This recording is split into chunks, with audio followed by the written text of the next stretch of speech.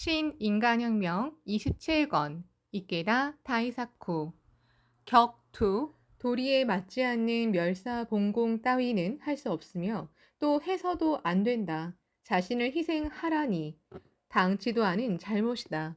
국가와 국민이 함께 번영해야 한다. 그것이 불법을 근저로 한 이념입니다. 대성인 불법도 사신홍법 불석 신명을 설합니다. 하지만 그렇다고 죽음을 예찬한다는 말은 절대 아닙니다. 우리의 실천적 측면에서 말하면 생의 어번존을 멀리하지 않고 제목을 부르며 즐겁게 광선유포를 위해 끝까지 살아야 한다는 가르침입니다. 스니치는 가고시마 사람과 규슈 사람의 한결같은 정열에 경의를 표했다. 크게 기대도 했다. 바로 그렇기 때문에 그 힘을 한순간에 사라지는 불꽃놀이처럼 끝내버리는 것이 아닌 영속적인 광선유포의 추진력으로 해가기를 바랬다. 신이치는 회관 완공식이 끝나자 회관 안으로 들어오지 못하고 밖에서 대기하고 있던 사람들에게로 달려갔다. 그리고 말을 건네고 격려한 뒤 직접 가고시마 건아의 노래를 지휘했다. 그날로부터 14년 반의 세월이 흘렀다. 가고시마 회관에는 현관부 대표들이 모여 있었다. 여러분을 만나러 왔습니다. 나는 이 가고시마 회관이 매우 좋습니다. 웅장한 사쿠라지마 섬과 투혼이 넘치는 가고시마 동지를 보면 용기가 솟습니다. 나는 여러분을 위해 달리겠습니다. 투쟁하겠습니다. 신일치는 오랜만에 찾아온 반가운 마음으로 가고시마 회관 내부를 둘러보았다. 그리고 가고시마현 간부들과 근행하고 지도회를 열었다.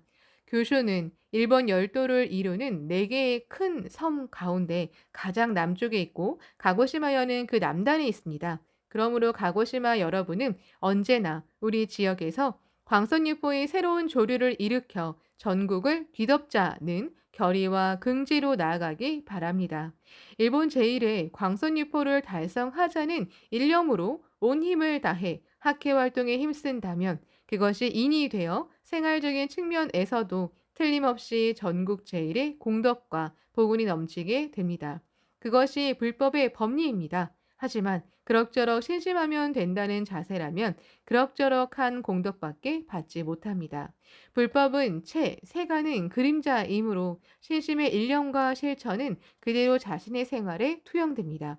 그러므로 여러분은 어디까지나 신심을 근본으로 광선유포를 향해 끝까지 살아가기를 바랍니다. 그리고 불법자로서 사회에서 승리의 실증을 나타내야 하며 그래야 광포의 새로운 길이 열린다고 말했다.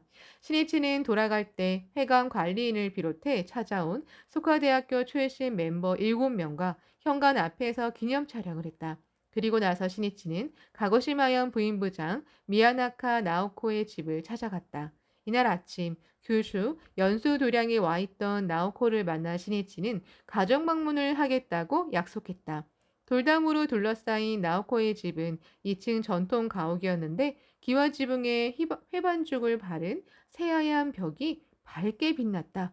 시니치와 미네코가 도착하자 미야나카 에이조, 미야나카 나오코 부부와 나오코의 친정 부모 그리고 세 자녀가 현관에서 맞이해 주었다.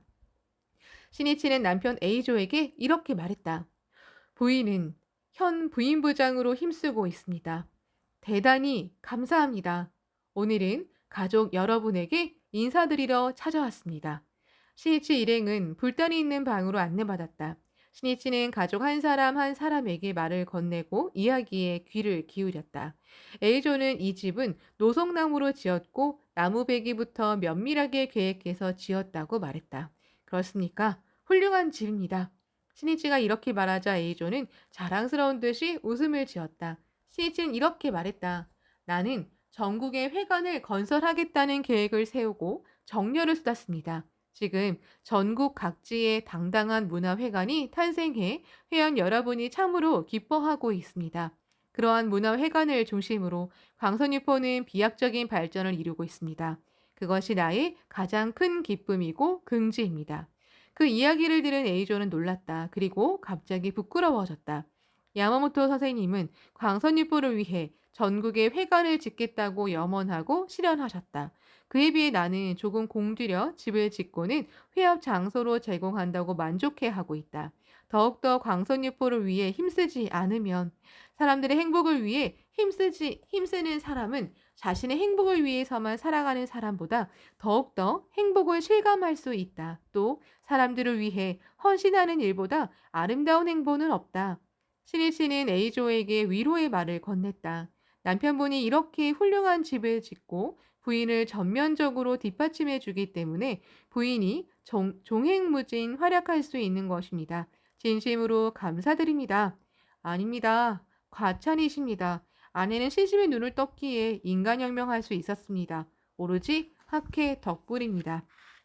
에이조의 아내 나오코는 무엇 하나 부족함 없는 가정에서 자라 1953년에 에이조와 결혼했다. 시댁은 오시마 섬의 특산물인 오시마 명주를 전문으로 취급하는 포목 도매점을 운영했는데 에이조는 그 가게의 전무이사였다. 결혼 뒤에도 생활은 유복했고 자녀도 큰아들과 큰딸을 두는 등 자녀복이 넘쳤다. 나오코는 1962년에 입회했다. 사업상 직면한 도산 위기를 신심으로 이겨낸 친정 부모에게서 학회 이야기를 들었다. 나오코는 신심할 생각이 전혀 없었다. 어머니는 인생에는 복운이 중요하단다. 그 복운을 쌓으려면 이 불법밖에 없다. 아직 복운이 남아있을 때 빨리 신심을 하거라 라고 열심히 입회를 권유했다. 나오코는 어머니의 열성에 딸을 생각하는 진심을 느끼고 입회를 결정했다. 그런데 남편 에이조가 신심을 반대했다. 처음부터 다짜고짜 속고 있다면서 꺼렸다. A조가 들은 창가학회에 관한 이야기는 편견에 가득 찬 유언비어 뿐이기 때문이었다. 유언비어를 물리치려면 용기를 내서 진실을 끝까지 말해야 한다. 그 도전을 소홀히 하면 진실은 유언비어에게 자리를 뺏기게 된다. 나오코는 신심을 시작했지만 어번전을 아직 안치하지도 못했다. 하지만 입회한 이상 성실하게 신심을 하겠다고 다짐하고 남편이 출근하고 나면 장롱에서 어번전을 꺼내 근행했다. 학회 활동에도 참여했다.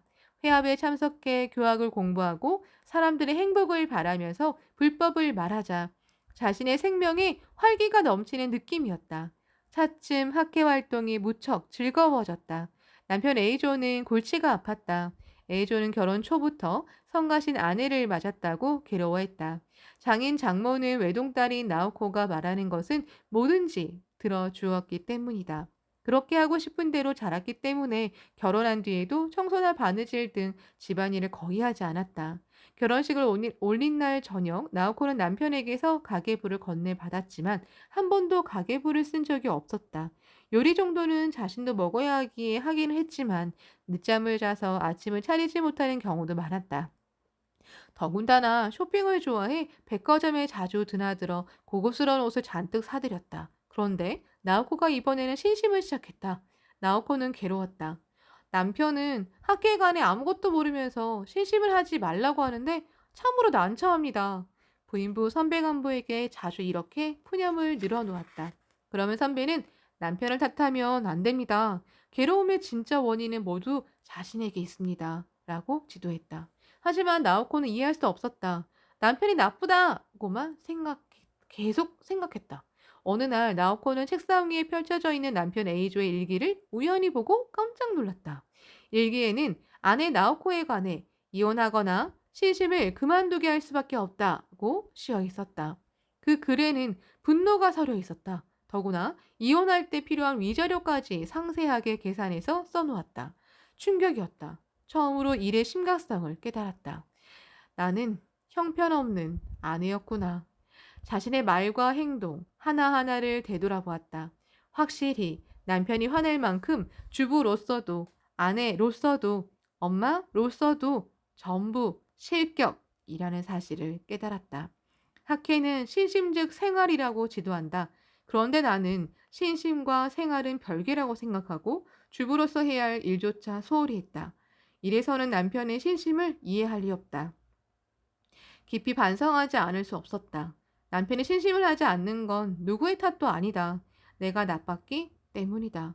내가 하고 싶은 대로만 하고 남편에게 응석을 부리면서 진정한 학회의 지도와 불법자의 진실한 삶의 방식을 실천하지 않았기 때문이다. 나오코는 자신의 인간혁명을 어본존에게 맹세하고 진지하게 창제하기 시작했다. 자신의 행동과 삶의 자세를 고치지 않고서는 신심한다고 말할 수 없다. 반드시 좋은 주부가 되자. 좋은 아내가 되자. 좋은 엄마가 되자. 내가 변하면 반드시 남편도 변한다. 그것이 의정부리의 원리가 아닌가. 나오코의 본성은 순수했다. 학회의 지도를 실천하면서 좋은 주부, 좋은 아내, 좋은 엄마가 되려고 노력했다. 그 눈부신 변화에 남편 에이조도 눈이 휘둥그레졌다. 그리고 에이조는 신심에 대한 태도를 바꾸고 반대도 차츰 누그러졌다. 또 도시아스 신키치도 에이조의 집을 드나들며 불법 대화를 했다. 도시아스의 착실하고 성실한 성품에 에이조도 신뢰하게 되었고 1년 뒤에는 신심을 시작했다. 이후 에이조 부부는 착실하게 신심에 힘써 공덕의 꽃이 만발한 봄을 맞이했다. 야마모토 시니치는 두 사람의 이야기를 듣고 순수한 신심을 관찰하는 일이 얼마나 중요한지를 말했다. 에이조 씨 부부를 보면서 깨끗한 생명으로 신심을 관철한다면 그만큼 반드시 큰 공덕과 복운으로 되어 꽃핀다는 사실을 느꼈습니다. 반대로 열심히 신심하는 듯이 보여도 만심에 빠져 구도심을 잃고 뒤에서 선배 간부나 동지를 비판하고 원질하는 사람도 있습니다.